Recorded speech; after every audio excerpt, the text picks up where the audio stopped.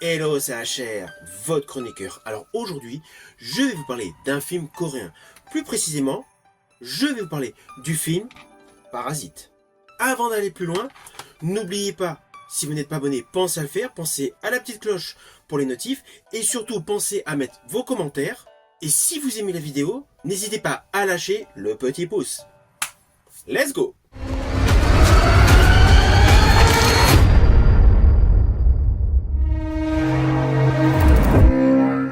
Alors ce film réalisé par Bong Joon-ho est sorti en 2019. Oui, j'étais totalement passé à côté, donc forcément j'ai fait une séance de rattrapage. Alors pourquoi me direz-vous j'ai voulu voir ce film aujourd'hui? Tout simplement étant fan de cinéma et sachant que le prochain film de Bong Joon-ho sort prochainement et met en vedette Robert Pattinson, il a pour titre Mickey 17. Forcément j'ai voulu connaître un peu plus la filmographie de ce réalisateur. Voilà la raison pour laquelle j'ai recherché ce film Parasite, film qui a obtenu la Palme d'Or au Festival de Cannes. 아 잠깐. 제시카 외동딸 일리노이 시카고 과선배는 김진모 그는 이사촌. Alors ce film a un concept assez particulier avec une histoire surprenante qui est la suivante.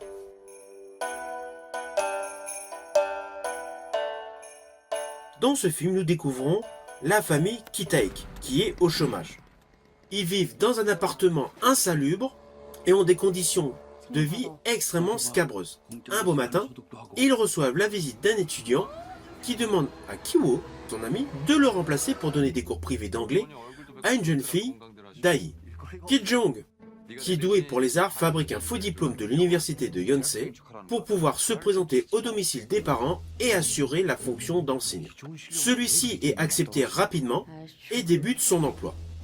De fil en aiguille, la petite famille se fait embaucher tour à tour à des postes différents en provoquant des quiproquos et des malaises par rapport au personnel qu'il remplace. Le père de cette famille pauvre réussit à se faire embaucher en tant que chauffeur et petit à petit, il se rend très amical avec la femme de l'homme riche.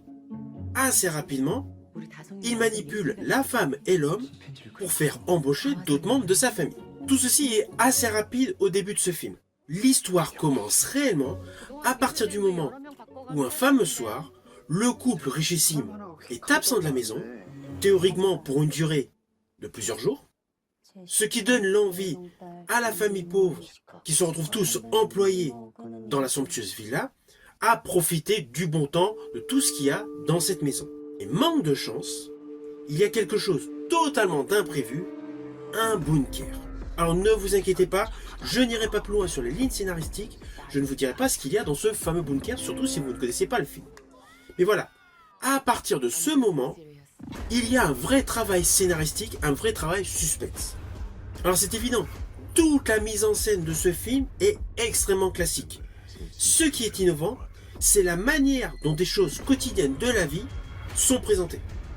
Car pour des trucs tout bêtes, genre une personne qui se cache sous une table, on a déjà vu ça pléthore de fois au cinéma, mais la manière dont c'est filmé, dont c'est cadré, et surtout la colorimétrie qui accentue un effet anxiogène, apporte à la réalisation un attrait supplémentaire. L'histoire a beau être simple, sur le fond, elle tient en haleine du début jusqu'à la fin.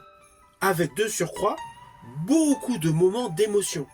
Et surtout le contraste des deux styles de vie. Le côté riche, le côté pauvre. Avec les faux semblants, les mensonges, et surtout la peur de la réaction de l'autre. Sous couvert d'un film assez amusant au départ, avec beaucoup de situations cocasses, le film bascule peu à peu dans le registre du thriller, pour justement terminer de manière radicalement antagoniste au début du film.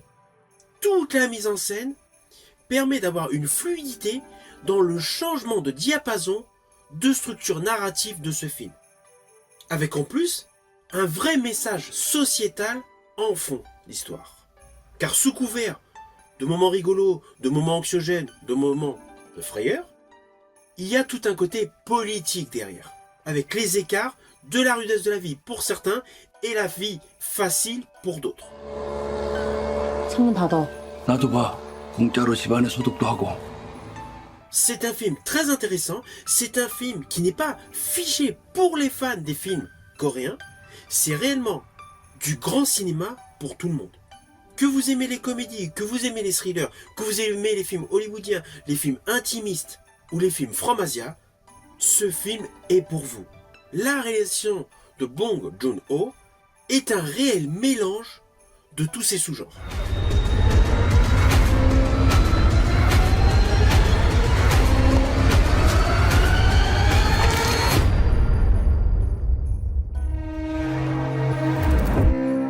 Alors au final, naturellement, c'est un film que je vous invite à découvrir. La réalisation est superbe, sa palme d'or est largement méritée. Je rajouterais même que ce film a un côté trash qui rejoint l'esprit de Pulp Fiction.